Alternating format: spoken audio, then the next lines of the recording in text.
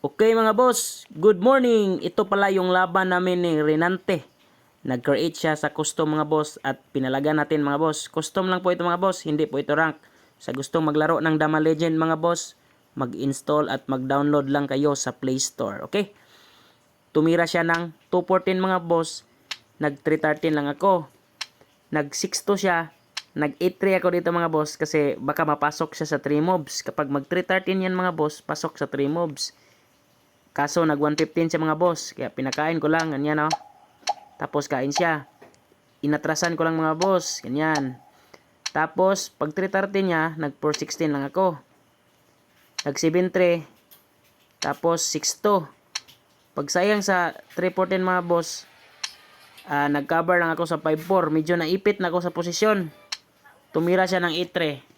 Nag 214 lang ako. Umatras si mga boss. Buti na nga umatras. Kaya medyo naka-recover ako pero parang ipit pa rin mga boss. Nag 10.5 lang ako. Tapos tumira siya ng 6.2. Tinirahan ko lang ng 11.6. Ipit na sana ako mga boss kung nag 3.14 siya. Buti na lang nag 4.16. Kaya natirahan natin ng 16.14. Dito naka-recover talaga. Tuluyang naka-recover ang posisyon ko mga boss. Ganyan no. So dito nakabawi na ako. Pag 6-1 ko mga boss, naka-create na ako ng formada.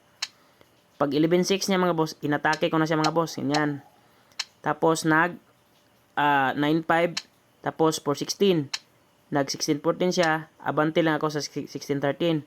Pagpasok niya mga boss, pinakain ko lang sa 15-14. Kain siya. Pwede ko namang atrasan mga boss. So malulugi siya ng isa.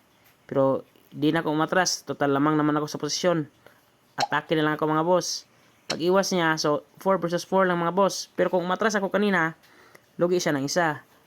Tapos 13-3, yan. Dito ako. Pagdama ko mga boss, nag-sacrifice. Tapos 2-14. Nagpakain lang ako mga boss. Tapos 12-14. Pagtakbo niya mga boss, sinayang ko lang pagpakain niya. Pinakain ko pa yung dama niya mga boss. Tapos 12-7.